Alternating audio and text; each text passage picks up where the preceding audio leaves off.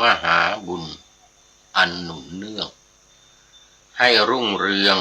ก้าวหน้าสถาผลบุญผ้าป่าช่วยรักษาประชาชนให้ผ่านพ้นโรคภัยในบุญครองใบบุญครองบุญผ้าป่าอายุยืนชื่นชีวิตบุญผ้าป่าผลสำฤทธิ์กิจทั้งผองบุญผ้าป่าอานิสงส์ส่งเงินทองสมหมายปองมีสุขล้นทุกคนเทินขอถวายความนอบน้อมแด่พระรัตนตรัยมีพระพุทธเจ้าเป็นต้นขอถวายความเคารพพระมหาเถระพระเถรานุเถระเจ้าคณะพระสังฆาธิการทั่วโลกมีพระเดชพระคุณพระธรรมเสนาบดีเจ้าคณะภาค7วัดพระธาตุดอยสุเทพและธนวีโรภิกขุเป็นต้น และขออำนวยพรแด่ท่านผู้ฟังท่านผู้ชมสาธุชนพุทธบริษัททั้งหลายวันนี้รายการพระไตรปิฎกลอยฟ้าก็ลอยมาจากวัดพระธาตุดอยสุเทพอำเภอเมืองจังหวัดเชียงใหม่มีพระเดชพระคุณหลวงพ่อพระธรรมเสนาบดีเจ้าคณะภาค7เป็นเจ้าอาวาสอำนวยความสะดวกให้กับรายการทุกรายการโดยเฉพาะก็ให้ออกอากาศทางสถานีวิทยุพระพุทธศาสนาแห่งชาติและจริยธรรมวัดพระธาตุดอยสุเทพพระไตรปิฎกลอยฟ้านี่ก็ออกอากาศในตอนกลางคืนเวลา5 ทุ่มถึงเที่ยงคืนทุกวันโดยมีเป้าหมายสำหรับคนนอนดึก ถ้าใครนอนไม่ดึกก็ฟังตอนกลางวัน8 ถึง 9 นาฬิกาตอนเช้าทุกวันเหมือนกันวันจันทร์ถึงวันศุกร์วันจันทร์ถึงวันศุกร์4 สถานีคือสถานีสสววัดฝายหินวัดปากทางเจริญวัดพระพุทธบาทอุดมและมจร.วิทยาลัยสงฆ์นครลำปาง4 สถานีพร้อมกัน8 ถึง 9 นาฬิกาวันจันทร์ถึงวันศุกร์หรือบางทีก็มีวันเสาร์วันอาทิตย์ด้วยวันเสาร์วันอาทิตย์นี่บางทีมันมีรายการที่มาไม่ทันหรือว่าลารายการนี้นะก็พระไตรปิฎกลอยฟ้าเสียบทันทีเพราะว่ามีพร้อมอยู่แล้ว ทำไว้ทุกวันเพราะว่าวัดพระธาตุดอยสุเทพนี่ออกอากาศทุกวันเพราะฉะนั้นก็มีเตรียมรออยู่แล้วอาทิตย์ละ2อาทิตย์ละ2 ตอน2 ตอน2 ตอนทุกอาทิตย์ไหนมีว่างก็เสียบได้เลยวันนี้ต้องขออนุโมทนาขอบคุณกับท่านอาจารย์ธนวีโรธนวีโรภิกขุโอ้นี่เป็น FC ใหม่นะนี่ธนวีโรนี่ธนวีโรภิกขุเดี๋ยวต้องไปดูโปรไฟล์ก่อนจากไหนนี่เข้ามาแต่หัวรุ่งเขาเรียกว่าไก่ยังไม่ทันหูพระสุริโยยังไม่จับขอบฟ้าป่านหน้าธรรมะยังไม่เสร็จเมื่อกี้นี่เข้ามาแล้ว เลยได้เป็นต้นกับพระเดชพระคุณหลวงพ่อพระธรรมเสนาบดีและธนวีโรภิกขุเป็นต้น โมทนาเป็นอย่างยิ่งขอบคุณมากเย็นมานี่รู้สึกว่า FC เงียบหายรายการที่ผ่านมาเมื่อกี้ก็มีอยู่3 คนมีอยู่3 คนวันนี้มา1ละพระเดชพระคุณหลวงพ่อธนวีโรภิกขุตอนนี้ก็ขอประชาสัมพันธ์งานของวัดพระบรมธาตุดอยสุเทพ คือการอบรมพระปาติโมกข์ตอนนี้จำนวน30กว่ารูปเป็นเวลา2 เดือนครึ่งที่ศาลาปฏิบัติธรรมของวัดพระธาตุดอยสุเทพเป็นการอบรมพระภิกษุผู้ต้องการจะเป็นพระปาติโมกข์สวดท่องสวดปาติโมกข์227 ข้อนี่ทุกวันอุโบสถ14 ค่ำ15 ค่ำนี่ต้องมีการสวดในอุโบสถนี่ก็กำลังมาฝึกกันเริ่มตั้งแต่เมื่อวานนี้มาก็ถือโอกาสประชาสัมพันธ์ให้กับญาติโยมให้มาร่วมกันทำบุญเป็นเจ้าภาพถวายภัตตาหารเช้าเพลค่าภัตตาหารก็ 3,000 บาทต่อวันแล้วก็น้ำปานะ 1,000 บาทหรือร่วมทำบุญตามเจตนาตามศรัทธา100 200 300 500ร่วมกันได้เป็นเวลา2 เดือนครึ่งนี่ก็กำลังเสร็จมานี่เสร็จการอบรมมากลับเข้าที่พักกลับเข้าที่ตอนเช้าก็บิณฑบาตรวมกับพระเนรในวัดด้วยก็70 กว่ารูปทุกวันทุกเนี่ย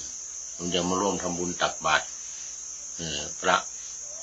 70 กว่ารูปก็ได้นะในวัดของเรานี่ก็20 กว่ารูปที่ลงรับอาหารบิณฑบาตแล้วก็พระที่มา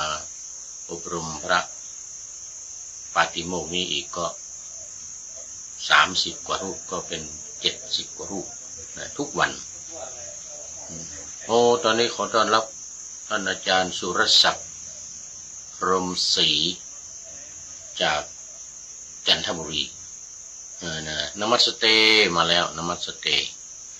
นมัสการครับพระอาจารย์เหมือนกันนะผมก็ติดตามดูโปรไฟล์อยู่เหมือนกันแสดงธรรมโปรไฟล์ของท่านอาจารย์สุรศักดิ์พรหมศรีบางทีก็สวดมนต์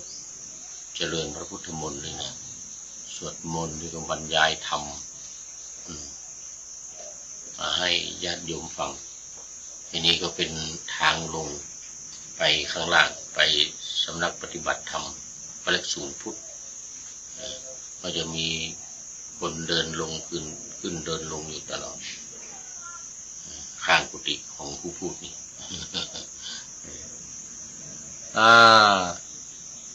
ท่านอาจารย์สุรศักดิ์พรหมศรีนะเอาแล้วตอนนี้ก็เข้ามาสู่เนื้อหาสาระของธรรมะในวันนี้กันเลยยังอยู่ในพระไตรปิฎกเล่มที่20ขุททกนิกายนี่วิมานวัตถุเปตวัตถุเถระคาถาเถรีคาถาตอนนี้อยู่ในช่วงของวิมานในช่วงพระไตรปิฎกขุททกนิกายเล่มที่20วันนี้เป็นวันนี้เป็นเล่มหลักคือเล่มที่12ฉบับมหาจุฬานะเล่มสีฟ้าอังคุตรนิกายแต่เล่มใหญ่ลำดับคือเล่มที่20เอาเล่มที่12มาเป็นหลักแล้วก็มีอรรถกถาอธิบายความเพิ่มเติมอยู่ในเล่มที่20นี้เป็นชั้นอรรถกถาแต่เล่ม12นั้นเป็นหลักที่พระพุทธเจ้าตรัสไว้ในสูตรต่างๆตรัสไว้ในสูตรต่างๆวันนี้เป็นชลาสูตรนะเป็นชลาข้อที่192ชลาสูตรข้อที่192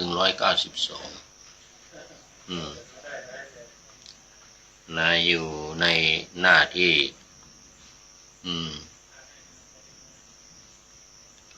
175ถึง176ใจความก็คือครั้งนั้นแลพราหมณ์2 คนอยู่ในพราหมณวรรคนะนี่อยู่ในพราหมณวรรคพราหมณ์2 คนเป็นคนชราแก่เฒ่าอันนี้ ชราสุขชราแก่เท่าล่วงการเหมือนกันนะผ่านวันมาโดยลำดับมีอายุได้120 ปีโอ้โห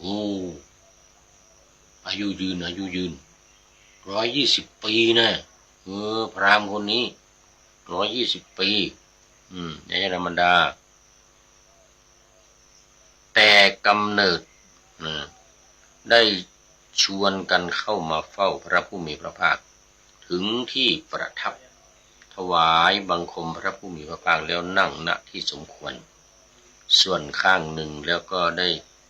ครั้นแล้วได้กราบทูลว่าข้าแต่พระโคดมผู้เจริญนี่เขาเรียกโคดนะเนี่ยโคตมะโคดนี่เรียกพระพุทธเจ้าเรียกโคดเลยไม่เรียกพระพุทธเจ้าที่เรียกโคดแต่ข้าแต่พระโคดมผู้เจริญว่าไงนะบ้า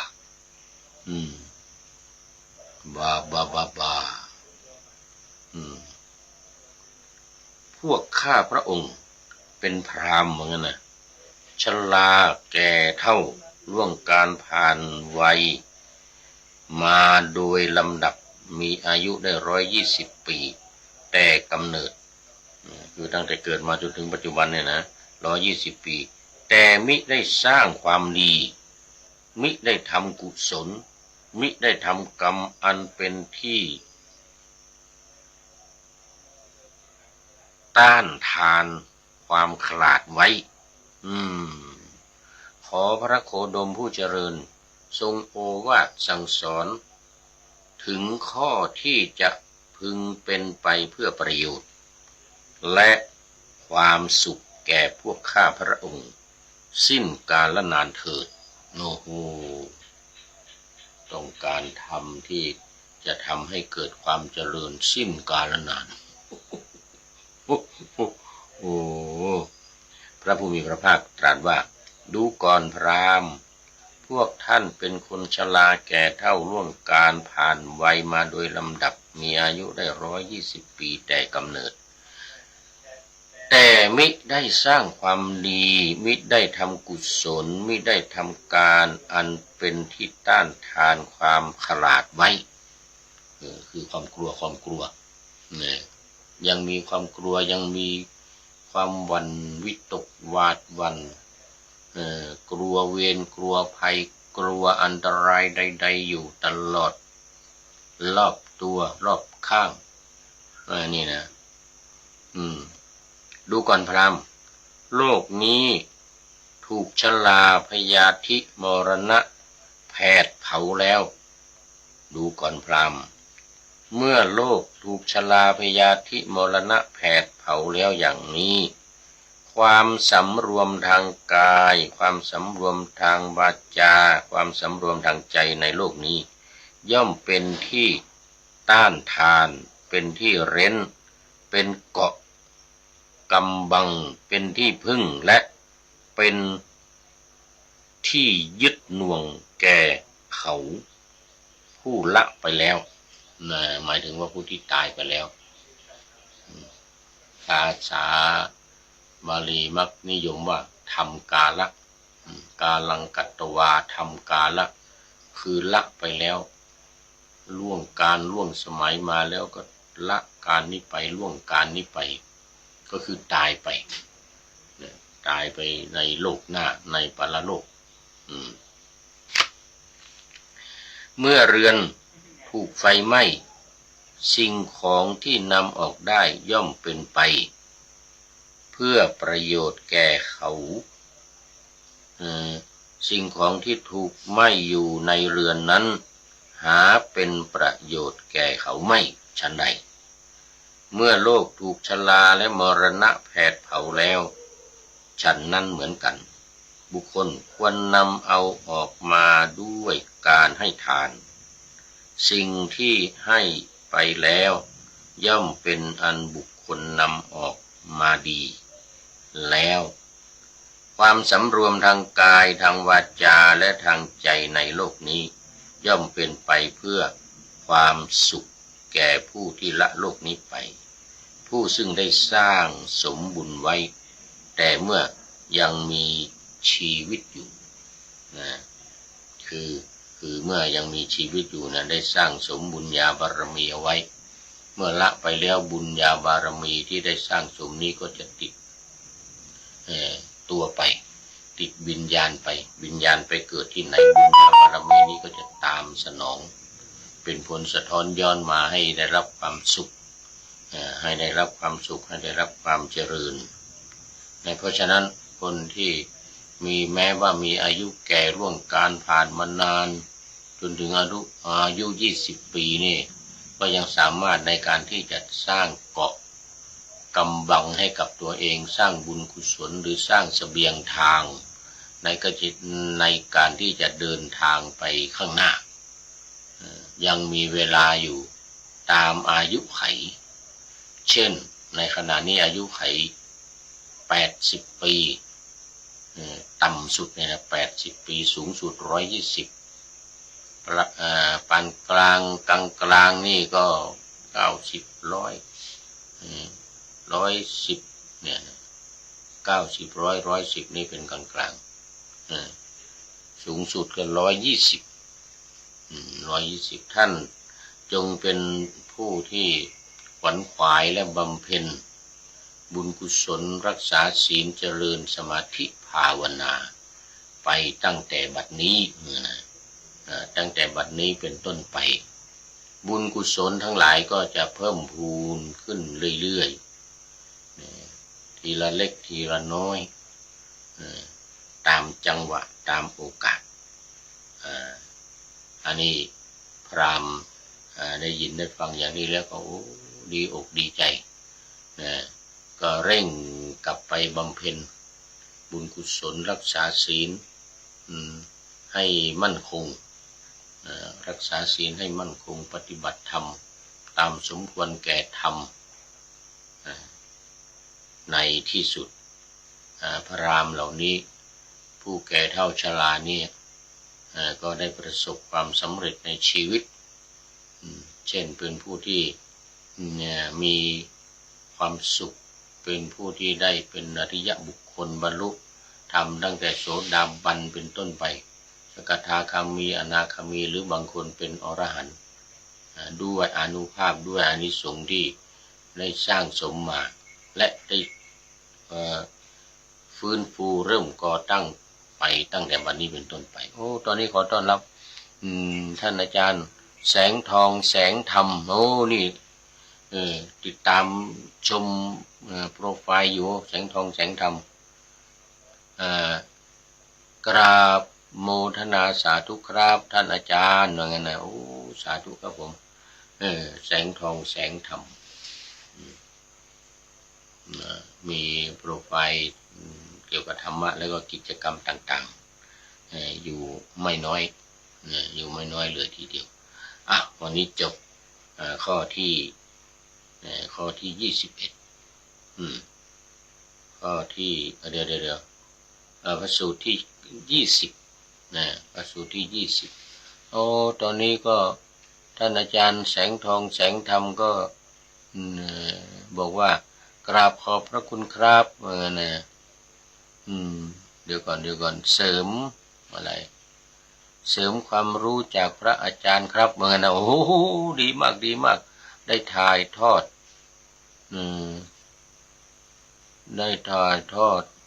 พรรษา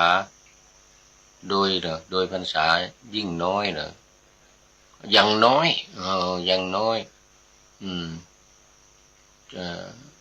พรรษายังน้อยไม่เป็นไรไม่เป็นไรแต่อย่างผมนี่มันพรรษามากแล้วปีนี้ก็70 ปีพรรษา50แล้วก็เลยดูไม่คล่องแคล่วเหมือนกับคนหนุ่มๆเหมือนท่านแสงทองแสงธรรมนี่ก็ยังอายุพรรษาน้อยเร่งเครื่องได้เต็มที่ผมนี่ไม่ค่อยไหว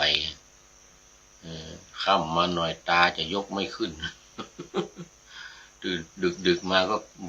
เป็นหวัดอีกตื่นเช้ามาพูดจะไม่ค่อยได้ เสียงไม่ค่อยออกขอสนับสนุนและโมทนากับเนี่ยท่านอาจารย์ซึ่งมีอายุหนุ่มน้อยเนี่ยแสงทองแสงธรรมก็ดีหรืออาจารย์สุรศักดิ์พรหมศรีนี่นะที่อายุยังน้อยยังสามารถในการที่จะยืนหยัดยืนหยัดในรายการต่างๆกิจกรรมต่างๆได้อย่างสบายๆนะได้อย่างสบายๆก็อนุโมทนาเป็นกำลังใจให้อย่างเต็มที่เอาแล้วตอนนี้ก็มาต่ออีกมาต่ออีกนะเป็นเรื่องเหตุให้ได้ความเป็นหญิงหรือชายเหตุให้ได้ความเป็นหญิงหรือชายอันนี้มาใน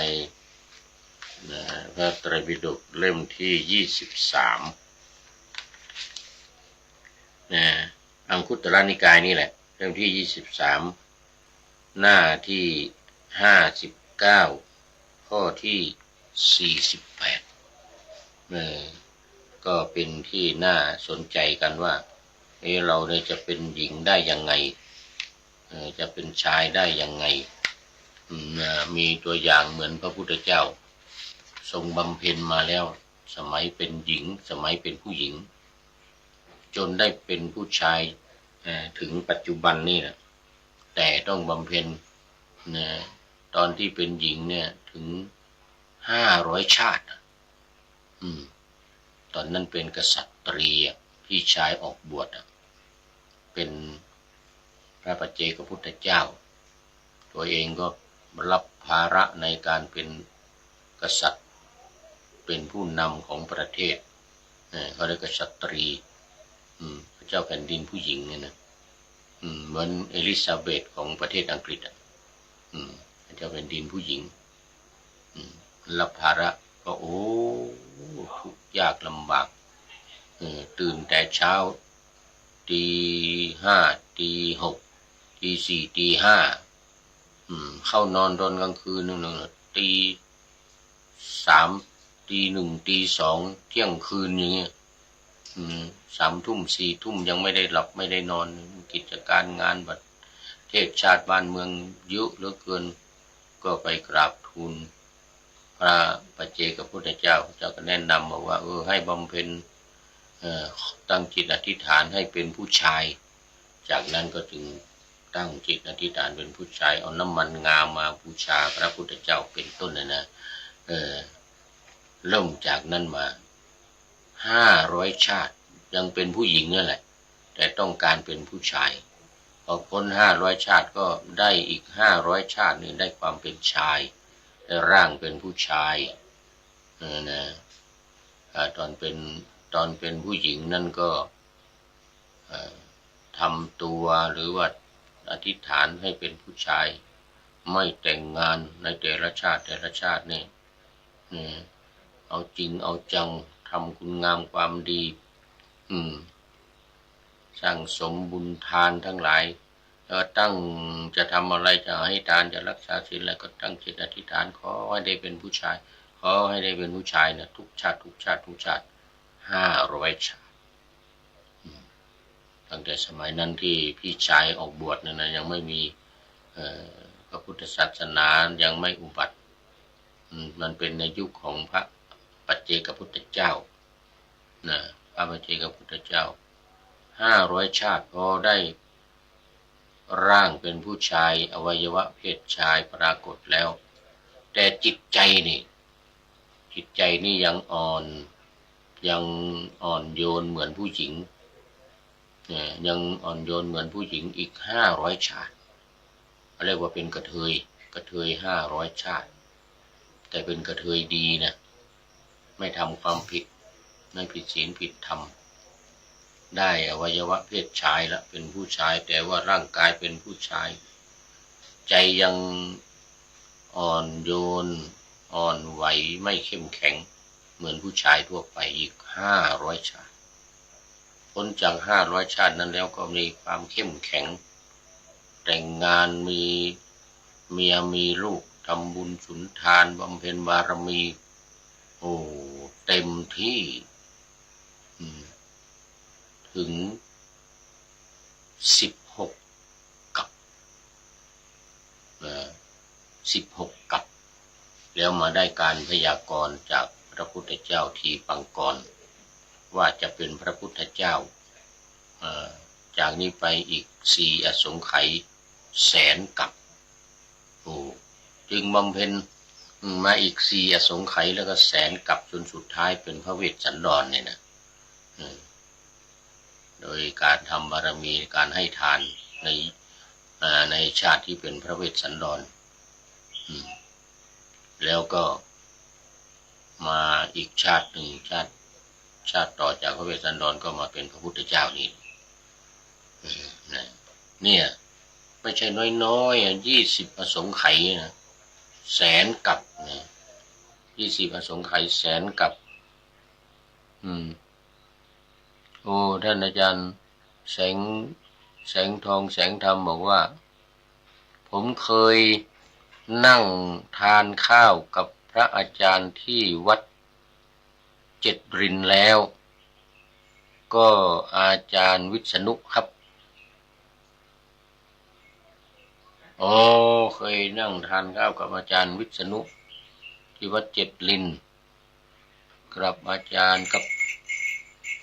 ผมนี่แหละครับกับผู้นี้นะแสงทองแสงธรรม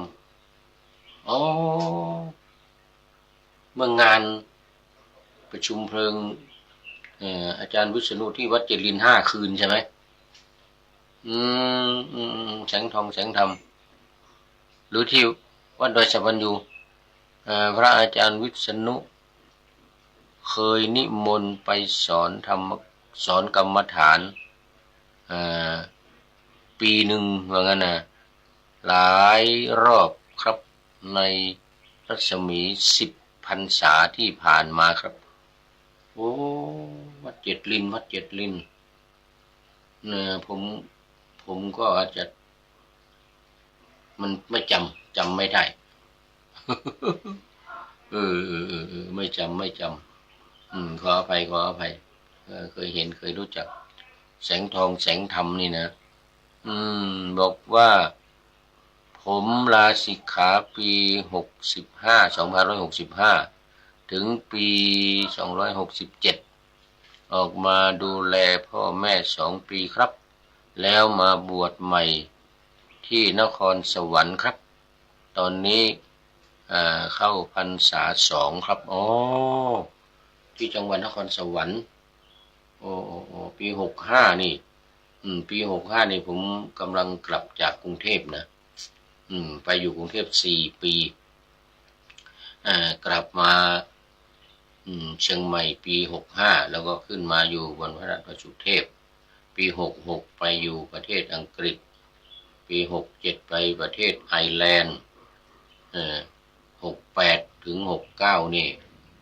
ถึง68เนี่ยนะอยู่ประเทศเอสโตเนียกับเยอรมันประเทศละ6 ปีแต่ก่อนผมอยู่วัดร่ำเปิงครับอยู่วัดร่ำเปิงงานศพพระอาจารย์พระมหาวิษณุไม่ได้ไปเพราะเดือนที่แล้วผมตกท่อลิ้นผมติดปากกรามแข็งกรามแข็งกรามคนนี้นะกรามนี่แข็งแขนไม่ค่อยมีแรงครับรักษา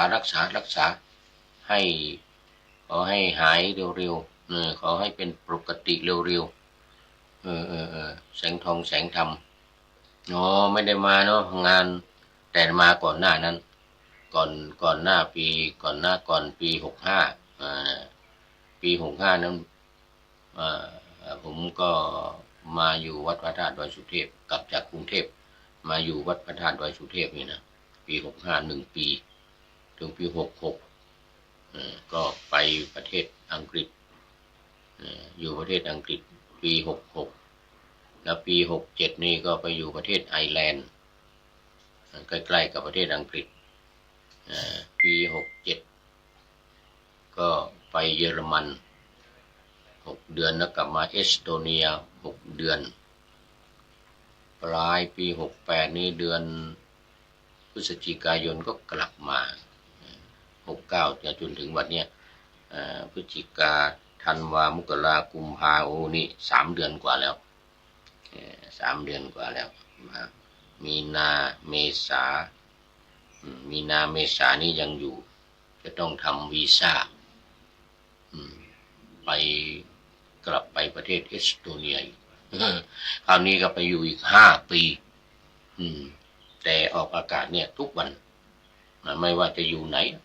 อยู่วัดเจ็ดลินอยู่วัดดอยสะพันยูแล้วกลับมาพระธาตุดอยสุเทพมาวัดฝายหินก็ออกอากาศอยู่ตลอดเนี่ยเราจะได้เจอกันทางเฟซนี่แหละเนี่ยจะได้เจอกันทางเฟซทางไลน์นี่แหละไม่ต้องกลัวได้เจอกันตลอดละแล้วตอนนี้มาเริ่มเหตุให้ได้ความเป็นหญิงหรือเป็นชายเป็นผู้หญิงอยากจะเป็นผู้ชายผู้ชายอยากจะเป็นผู้หญิงนี่ก็ภิกษุทั้งหลายเราจะแสดงธรรมปริยายอันเป็นความเกี่ยวข้องและความไม่เกี่ยวข้องแก่เธอทั้งหลายจงฟังจงใส่ใจให้ดีเราจะกล่าวนะภิกษุทั้งหลายก็ธรรมปริยายอันเป็นความเกี่ยวข้องและความไม่เกี่ยวข้องเป็นอย่างไรเล่าเป็นอย่างไรเล่าภิกษุทั้งหลายก็หญิงย่อมสนใจสภาพแห่งหญิงในภายในกิริยาท่าทางความไว้ตัวความพอใจเสียงและเครื่องประดับของผู้หญิงเขาย่อมยินดีพอใจในสภาพของตนนั้นๆเขายินดีพอใจในสภาพของตนนั้นๆแล้วย่อมสนใจถึงสภาพของชายในภายนอกกิริยาท่าทางความไว้ตัวความพอใจเสียงและเครื่องประดับของชายย่อมยินดีพอใจในสภาพของชายนั้นๆเขายินดีพอใจในสภาพของชายนั้นๆแล้วย่อมมุ่งหวังการสมาคมกับชายและสุขโสมนัสที่เกิดเพราะการสมาคมกับผู้ชายเป็นเหตุภิกษุทั้งหลายสัตว์ผู้อยู่ผู้พอใจในภาวะแห่งหญิงก็ถึงความเกี่ยวข้องในชายด้วยการอย่างนี้แลหญิงจึงไม่ล่วงพ้นภาวะแห่งหญิงไปได้ภิกษุทั้งหลายชายย่อมสนใจสภาพแห่งชายในภายในกิริยาท่าทางความไว้ตัวความพอใจเสียงและเครื่องประดับของผู้ชายเขาย่อมยินดีพอใจในสภาพนั้นๆของตนเขายินดีพอใจในสภาพนั้นๆของตนแล้วย่อมสนใจถึงสภาพของหญิงในภายนอก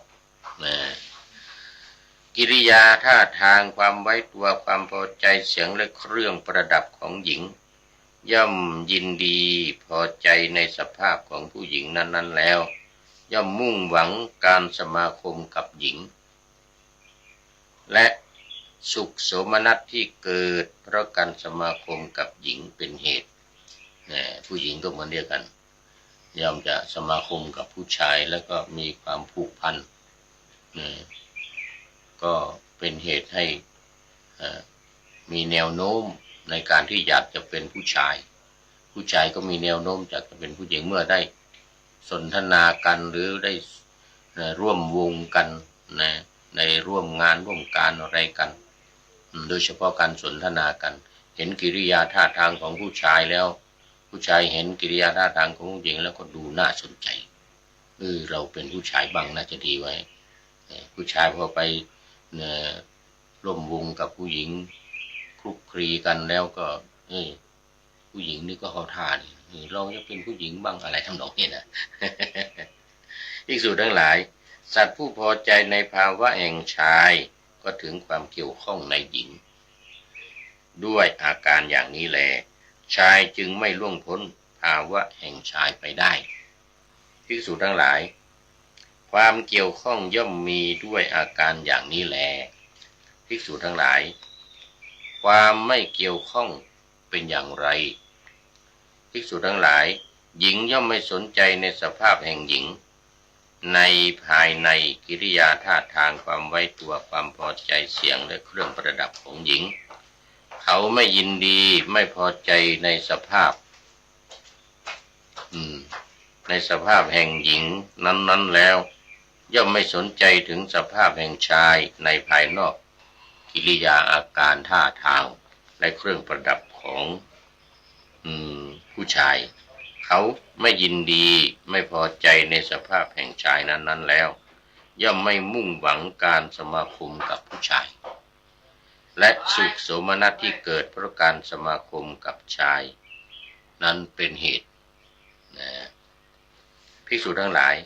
สัตว์ผู้ไม่พอใจในสภาพแห่งหญิงก็ถึงความไม่เกี่ยวข้องในชายด้วยอาการอย่างนี้แล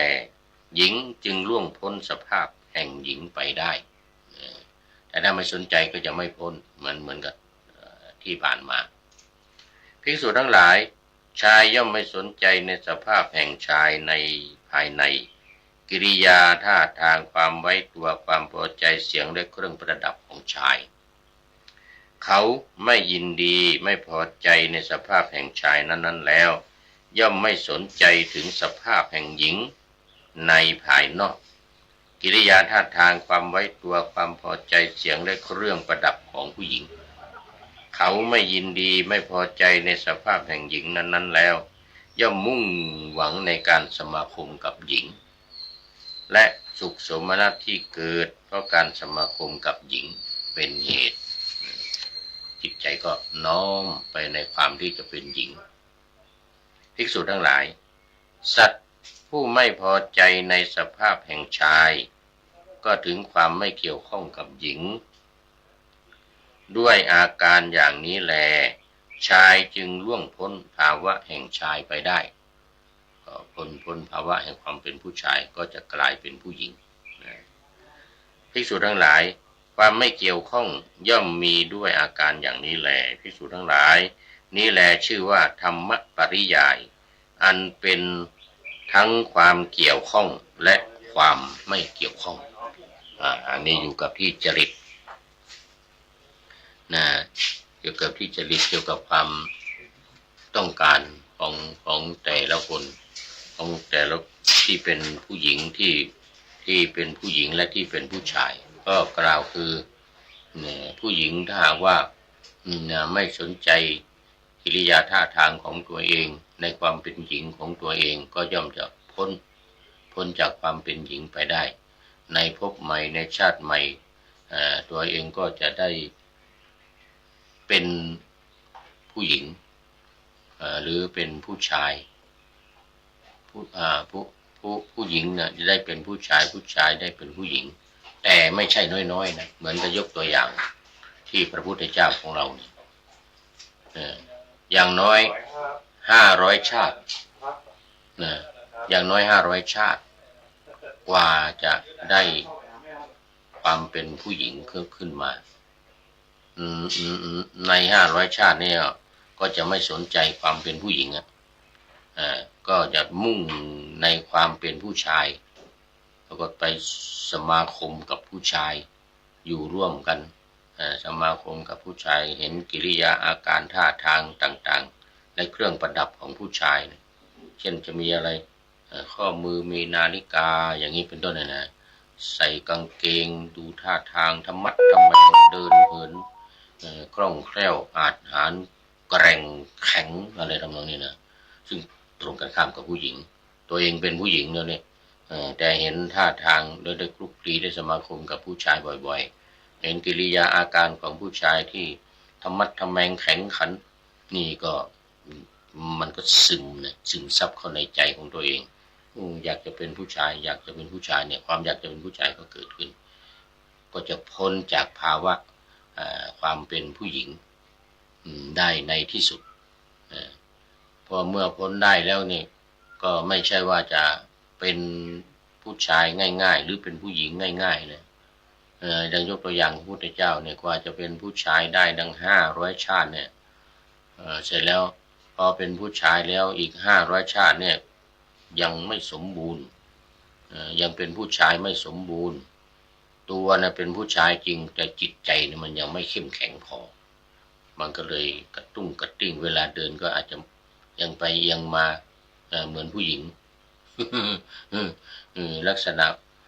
ะยังเหมือนผู้หญิงอยู่แต่ตัวเป็นผู้ชายแล้วอย่างเงี้ย500 ชาติ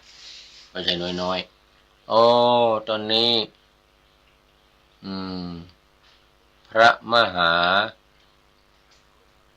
ศรียันสุริยวงศ์น่าจะเป็นไสยันหรือเปล่าพระมหาศรียันสุริยวงศ์โอ้นี่เป็น FC ใหม่นี่ FC ใหม่เข้ามาแล้วเดี๋ยวก็จะต้องไปดูโปรไฟล์ต้องไปดูโปรไฟล์ก่อนพระมหาศรีนะเนี่ยศรีหรือใสนะศรียันสุริยวงศ์โอ้ขอบคุณมากนี่เป็น FC ใหม่ท่านอาจารย์พระมหาศรียันสุริยวงศ์โอ้นามสกุลนี่ดูจากคุ้นนะเนี่ยคุ้นแต่ศรียันนี่ไม่คุ้นถ้าจะคุ้นก็สายันถ้าจะคุ้นก็จะสายันอันนี้เป็นศรียันไม่เป็นไรขอบคุณมากสำหรับวันนี้ก็ในเรื่องของความเป็นหญิงความเป็นชายและความที่จะได้ความเป็นหญิงมาจะได้ความเป็นชายมาก็อย่างที่ว่านี่แหละ1ไม่สนใจในความเป็นหญิงของตัวเองผู้ชายก็ไม่สนใจในความเป็นชายของตัวเองกิริยาท่าทางอาการต่างๆที่ตลอดถึงเครื่องประดับต่างๆถ้าเป็นผู้หญิงนี่เครื่องประดับจะมีสร้อยคออย่างนี้จะมีแหวนหรือมีจี้หูต่างหูอย่างนี้หรือใส่ที่จมูกอะไรอย่างนี้นะของผู้หญิงแต่ผู้หญิงจะไม่สนใจเครื่องประดับเนื้อใจอะไรต่างๆเนี่ยแต่นุ่นไปสนใจเครื่องประดับหรือกิริยาการท่าทางของผู้ชายก็มุ่งในการที่จะไปสนทนาในการที่จะไปสมาคมไปอยู่กับผู้ชายดูทำท่าทำทางแข็งแกร่งแม้แต่เครื่องประดับเครื่องนุ่งนี่นะจะไม่ใส่กระโปรงแล้วจะต้องนุ่งกางเกงตลอดอย่างเงี้ยอันนี้มีเยอะอันนี้มีเยอะทุกชาติทุกภาษาไม่ว่าจะไปอินเดียไปประเทศอะไรต่างๆนี่ก็เจอคนที่ดัดจริตของตัวเองนี่นะทั้งที่ตัวเองเป็นผู้ชายนี่นะก็สนใจไปในเรื่องของผู้หญิงทำท่าทำทางเดินกิริยาอาการต่างๆประดับด้วยเครื่องประดับแบบผู้หญิงอย่างเงี้ยนะแม่รองเท้าจะใส่รองเท้าผู้หญิงยังมี สำหรับผู้หญิงที่ไม่สนใจในเพศของตัวเองไปสนใจเพศของผู้ชายเนี่ยก็ทำตัวเป็นผู้ชายท่าทางธรรมะทแมงแข็งขันพูดจาปราศัยนี่เหมือนกับเป็นผู้ชายอะไรทำนองเนี้ยนะแล้วก็จะไม่ชอบผู้หญิงด้วยกันเดี๋ยวจะไม่ชอบผู้ชายแต่จะชอบผู้หญิงด้วยกันนี่จะชอบผู้หญิงเขาเรียกว่าไม้ป่าเดียวกันชอบไม้ป่าเดียวกันไม่สนใจฝ่ายตรงข้ามแล้ว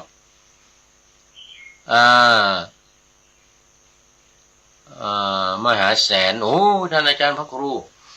วัดดอกบัววัดหนองบัวพระเจ้างามอำเภอดอยสะเก็ดโอ้อาจารย์มหาแสนนี่อาจารย์มหาแสนนานแล้วนี่ไม่เข้ามานี่ไม่กี่วันหลายวันมานี่ขอบคุณมากขอบคุณมากอำเภอดอยสะเก็ดเจ้าคณะตำบลเชิงดอยเขตหนึ่งเจ้าคณะตำบลเชิงดอยเขตหนึ่งโอ้สาธุครับผมเดี๋ยวผ่านไปทางนั้นจะไปแวะเยี่ยมนี่เดี๋ยวจะไปบ้านสักวันจะไปนู่น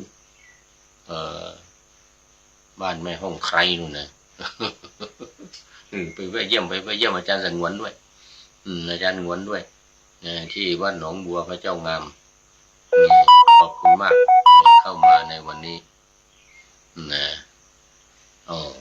สำหรับตอนนี้ก็เวลาใกล้จะจบนะตอนนี้พูดถึงเรื่องของความการได้มาซึ่งความเป็นหญิงการได้มาซึ่งความเป็นชายแต่ต้องใช้เวลานะไม่ใช่น้อยนะต้องใช้เวลาไม่ใช่น้อยเนี่ยเหมือนกับที่พระพุทธเจ้าได้เนี่ยนะเป็นผู้หญิงเนี่ยตอนนั้นเป็นกษัตริย์เริ่มต้นเลยนะเกิดมาทุกชาติก็อธิษฐานเวลาทำบุญสุนทานอะไรก็ตามก็ขอให้เป็นอานิสงส์เป็นผลให้ได้เป็นผู้ชายอย่างเงี้ยแล้วไม่ใช่อยากจะเป็นผู้ชายธรรมดาอยากจะเป็นพระพุทธเจ้าด้วย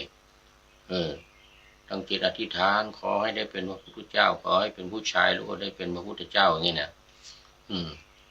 20 อสงไขยยิ่งด้วยกำไรแสนกับไม่ใช่น้อยไม่ใช่น้อยขณะที่ได้รับการพยากรณ์ว่าจะเป็นพระพุทธเจ้าแล้วนี่อีกทั้ง4 อสงไขยแสนกับ4 อสงไขยแสนกับเนี่ยรู้ละว่าจะได้เป็นพระพุทธเจ้าบำเพ็ญบารมีทุกชาติแทบจะไม่แต่งงานหรือแต่งงานมีลูกมี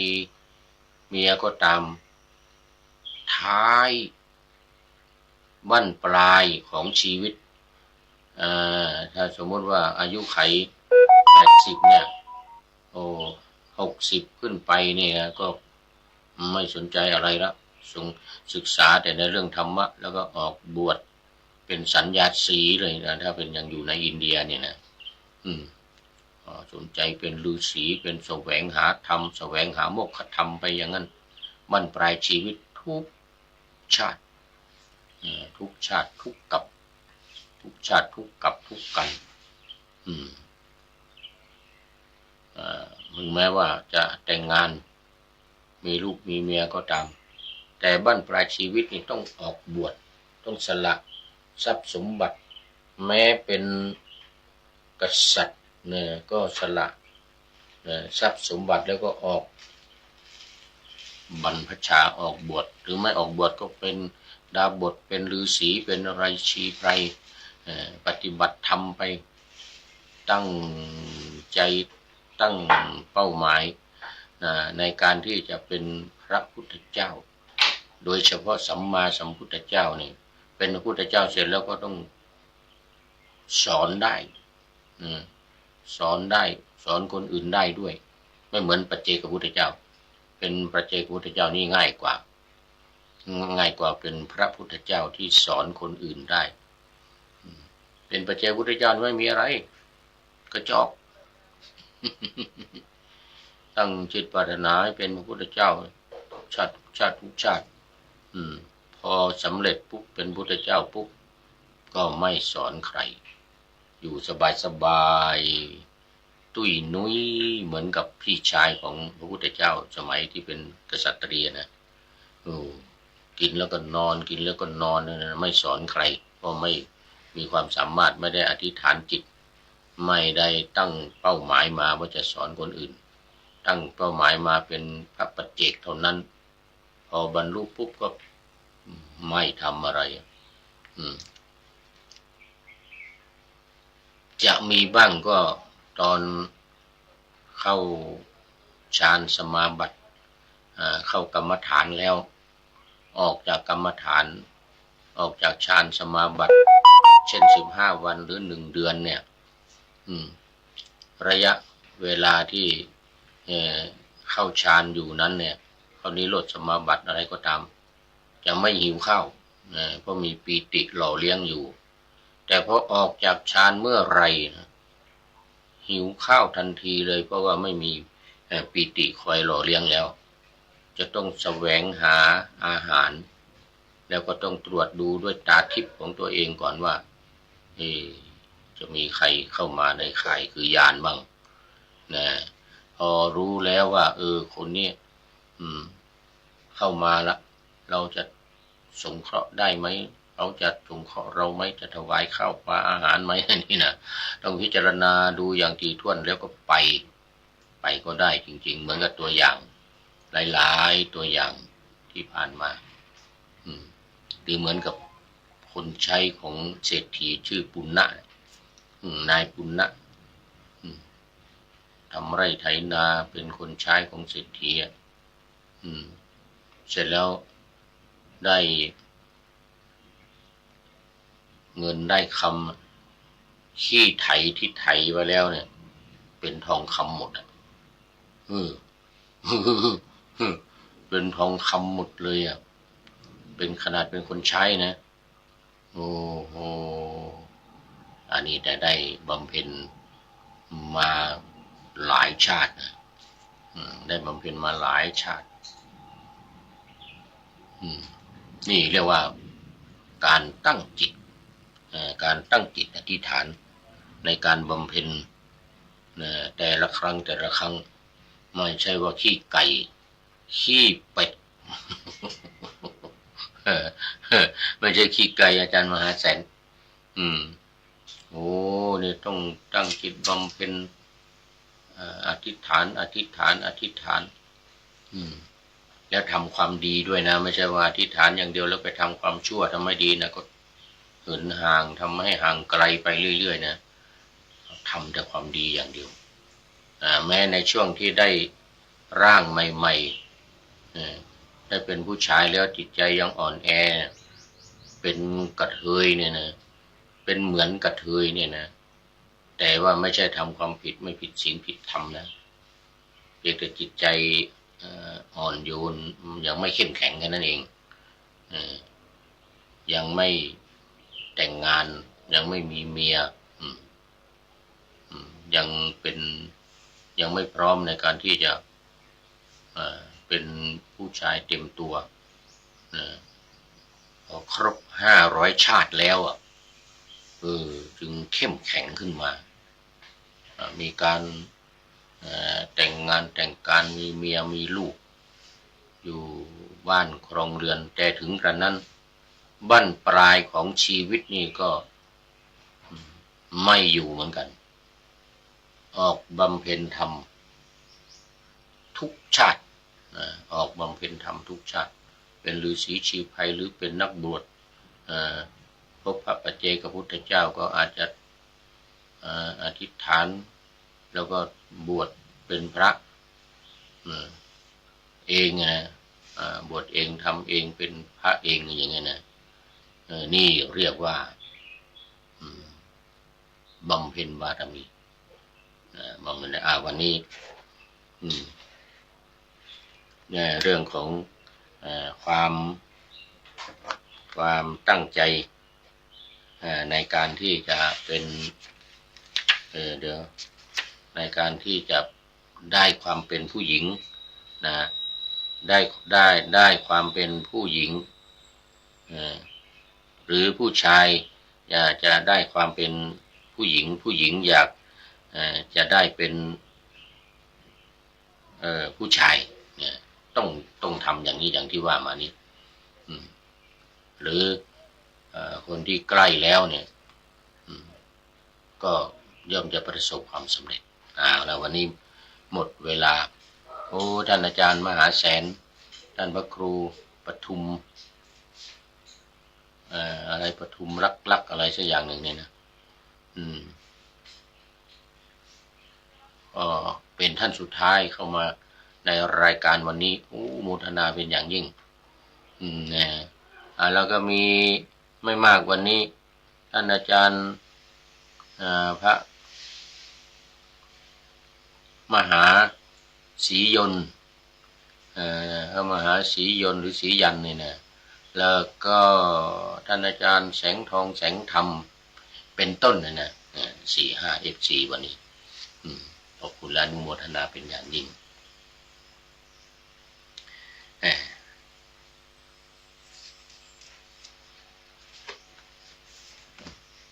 เอาละตอนนี้ก็เข้ามาสู่ข้อคิดท้ายรายการข้อคิดท้ายรายการวันนี้ได้จากท่านนายพลนเรศจิตรักพลตรีนเรศจิตรักของเรานี่เองนะเรื่องของการถวายผ้าป่าและอานิสงส์ของการถวายผ้าป่าจะเป็นส่วนหนึ่งของการบำเพ็ญบารมีนะบุญผ้าป่ามหาบุญอันหนุนเนื่องให้รุ่งเรืองก้าวหน้าสถาผลบุญผ้าป่าช่วยรักษาประชาชนให้ผ่านพ้นโรคภัยใบบุญครองบุญผ้าป่าอายุยืนชื่นชีวิตบุญผ้าป่าผลสำฤทธิ์กิจทั้งของ